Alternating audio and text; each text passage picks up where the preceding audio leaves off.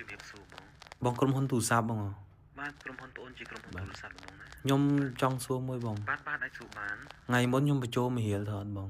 បាទត្រូវបងបានមកជុំរៀលបង ហើយខ្ញុំដូរបាន300ជាងហ្នឹងបង បាទ$1ដូរបាន$300ជាងគឺត្រឹមត្រូវ ខ្ញុំសុំដក50រៀលចាយសិនបានបង អត់បានទេបងមូលហេតុអីដែរបង នៅពងដាច់បាយហ៎បង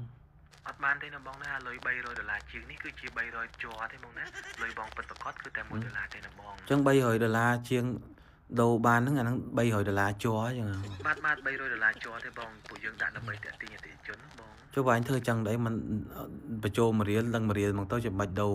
ឲ្យដូរ$300ជាងដែរបើ$300ជាងហ្នឹង$300ជាប់ហ្នឹង បើយើងអត់ធ្វើអញ្ចឹងគឺដើរអត់តាន់ទីផ្សារទេណាបងណាបើតែធ្វើអញ្ចឹងមិនត្រឹមត្រូវ ឥឡូវបើអាចអនុគ្រោះឲ្យខ្ញុំដក50រៀលចាយបងខ្ញុំលើពងបាក់ខ្លួនហ្នឹងណាបងចិត្តងាប់ទេបង បងចិត្តងាប់បងចិត្តងាប់បងអាចប្រើប្រាស់គម្រោងបងមួយទៀតបានណាបងណាគម្រោងបង គម្រោងមួយទៀតអី គឺគម្រោងធានារ៉ាប់រងអាយុជីវិតណា នេះរ៉ាប់រងអាយុជីវិត បាទគឺជាគម្រោងធានារ៉ាប់រងអាយុជីវិតពេលដែលបងងាប់ទៅគឺបងអាចដកលុយហ្នឹងមកប្រើការបានណាបងណា អូពេលទៅងាប់ទៅយើងអាចដកលុយយើងមកប្រើការបានបងណា បាទបងអាចមកប្រើ ហើយទៅប្រើការមិនបើបងងាប់បាត់ឯហ្នឹង បងងាប់ក៏ប៉ុន្តែឲ្យបងប្អូនដកមកចាយបានណា បងប្អូនចាយ បាទដកមកចាយឬក៏មកធ្វើបន់ សំខាន់ខ្ញុំអត់ដឹងថាខ្ញុំនឹងងាប់ថ្ងៃណាផងហ្នឹង បើបងអត់ដឹងបងអាចដាក់ថ្ងៃបានណាបងណា ចុះបើ50 60ឆ្នាំទៀតបើខ្ញុំងាប់មិនទៅបងកាត់ខ្ញុំមួយខែប្រហែលសរុបមើលប្រហែលទៅ